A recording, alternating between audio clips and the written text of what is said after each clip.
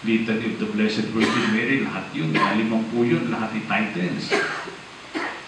Pero ang aking devotion sa Mahal na Birhen ay more of sa Birhen ng Kaysasay. Sa inyo? Sa Taal. Kasi ako yung na-assign sa Taal ng 1 year. Actually, 1 year and 2.5 days. Eh sa loob nung isang taon yun, doon na-develop ang aking devotion sa Mahal na Birhen ng Kaysasay. Actually, yung statwa ng Mahal na Birhen, yung balot na balot, sabi ko, ano nasa ilalim dito? Bago mag-fiesta noon, December 7. At, dali muna, 7 or 8 or 9. Basta, it's either the day before or the day after nung Immaculada Concepcion. Kasi, yung Mahal na Birhen ng Kaysasay doon nakabase doon sa shrine. Ang tama doon sa shrine, doon sa ibaba. At yun bago mag-December 8, yun idadalhin doon sa dadalhin doon sa itaas. Doon sa Basilica. December 8 doon sa itaas, pero December 7 andun sa ibaba. So may time na yun ay binibihisan. Sabi ko, ano kayo nasa ilalim nitong, ano kaya estatwa ang narito? Yun pala, ang nasa ilalim nung balot na yun, ay ang Mahal na Birhen ng Immaculada Concepcion.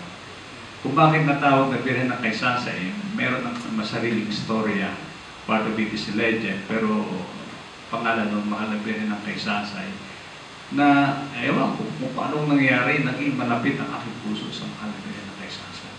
Na ngayon, doon sa bahay pare, di meron akong estatwa ng Mahal na Birhen ng Kaysasay. Pero ano ba ang title? Nananatili na siya yung Mahal na Birhen, ang ina ng ating Panginoong Jesucristo. Sa ngayon, meron din akong dito sa loob, Miraculous Medal, na bigay naman ng mga madre ng charity, Sisters of Charity. Si Monsignor, nag-usap kami kanina, meron siyang libro. Ano pa yun? Priest at 70, Monsignor, yun, Priest at 70. Nabanggit niya, in passing na doon din merong kasama doon sa kanyang buhay ang Mahal na Birhen.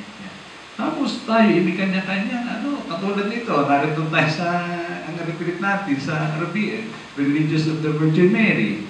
Mga parishes natin, meron tayong Santo Rosario, ano pang mga parishes natin na may kaugnayan sa Mahal na Birhen. Pero Fatima, yung kay Louie, ano ba yun? Lourdes. The Please. Lourdes pa rin yung kay Louie. Ano ba yung iba? Pilar. Miraculous Medal. Ang dami. Hindi natin, it's part of our church life. Na siguro dahil nariyan na nga, we take it for granted. Pero, naging bahagi na ng ating buhay. Naging bahagi na ng simbahan. Naging bahagi na ng ating parokya. Naging bahagi na ng ating pamilya. At naging bahagi na rin ng ating personal life, personal and religious life. Ang Mahal na Birhen, na hindi natin nabibigyan ng pansin, sa bagay, ganyan naman ang Mahal na Birhen. Kumikilos na katulad ng nangyari ng kanyang buhay. Na hindi anong halata, walang anong mga happening, pero hindi may tatanggi na siya ang ina ng Diyos. Pangalawa, sinabi rin ng dito sa sinabi rin ni Isabel, pinagpala ka sa lahat ng mga babae at pinagpala ang bunga ng iyong sinapupunan, si Jesus.